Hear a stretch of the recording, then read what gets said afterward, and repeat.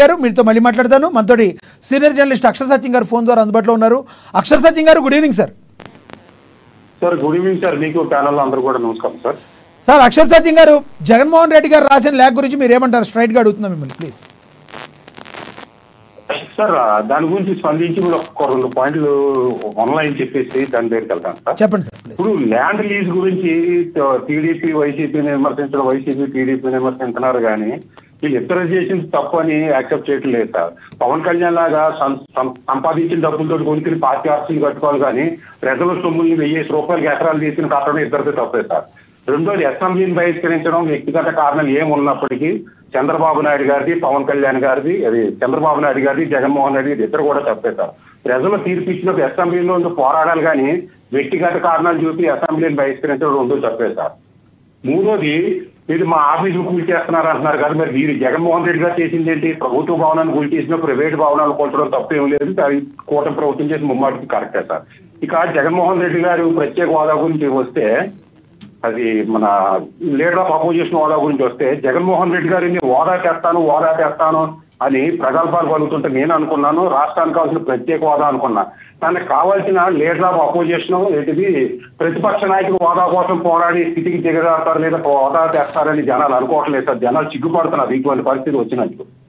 రెండోది, పాపం మరి ఈ హోదా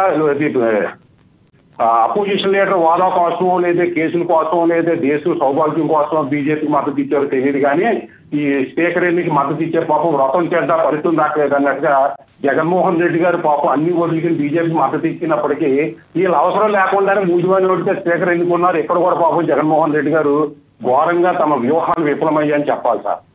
ఇక జగన్మోహన్ రెడ్డి గారికి హోదా ఇవ్వాలా లేదా అనేది రూల్ బుక్ తర్వాత వెళ్దాం. జగన్మోహన్ రెడ్డి గారు చీఫ్ మినిస్టర్ గా ఆయన చెప్పారు హోదా ఇవ్వాల్సిన అవసరం లేదు. ఇప్పుడు చంద్రబాబు నాయుడు గారికి 23 సీట్లు ఉన్నాయి, నేను ఒక 5 సీట్లు తీసేసి ఎమ్మెల్యేలు తీసేసుకుంటే 17-18 అవుతుంది. సో 18 ఉంటే ప్రత్యేక హోదా లీడర్ ఆఫ్ అపోజిషన్ రాదు అని ఒక రూల్ బుక్ పాస్ చేసింది ఎస్ఎల్బీ సాక్షిగా జగన్మోహన్ రెడ్డి గారు పాస్ చేశారు. నిన్న ఆయనే చెప్పారు ప్రత్యేక లీడర్ ఆఫ్ అపోజిషన్ అన్న హోదా రావాలంటే 18 సీట్లు కంటే ఎక్కువ ఉండాలని ఆయనే చెప్పారు. ఇవాళ 11 సీట్లు ఉన్న వాటికి మళ్ళీ లీడర్ ఆఫ్ అపోజిషన్ ఎలాగేమంటున్నారు? అది కరెక్టా ఇది కరెక్టా? అది తప్ప ఇది తప్ప? జగన్మోహన్ రెడ్డి గారు తన అవసరం కోల్తిని నేను ఒక మాట ఇప్పుడు ఒక మాట రేపు ఒకటి మాట్లాడితే ఎట్లాగండి? ఒక పార్టీ అధినాయకుడు అంటే ఏదో ఒక స్టాండ్ మీద ఉండాలి.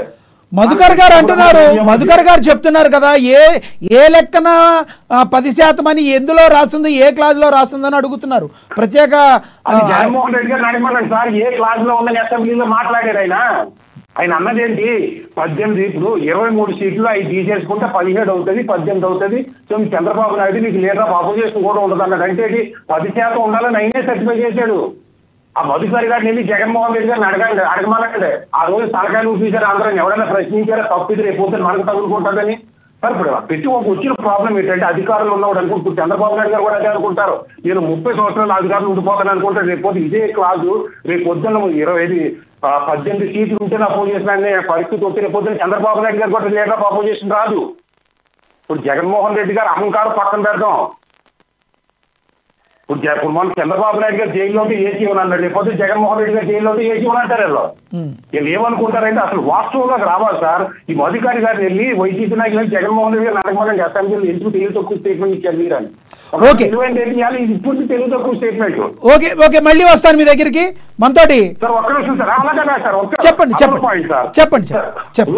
ప్రతిపక్ష నాయకుడు వాయిస్ అనేది అసెంబ్లీలో వినిపించాలి. జగన్మోహన్ రెడ్డి గారు మూర్ఖత్వమా, అజ్ఞానమా, తెలివి తక్కువతనమా, అహంకారం అనేది పక్కన పెడదాం. అసెంబ్లీలో ప్రతిపక్ష నాయకుడు వాయిస్ వినిపించాలి. వాయిస్ వినిపించడానికి ప్రతిపక్ష నాయకుడు హోదానే అవసరం లే. పవన్ కళ్యాణ్ ఏమీ నెక్కకుండా వాయిస్ వినిపించలే.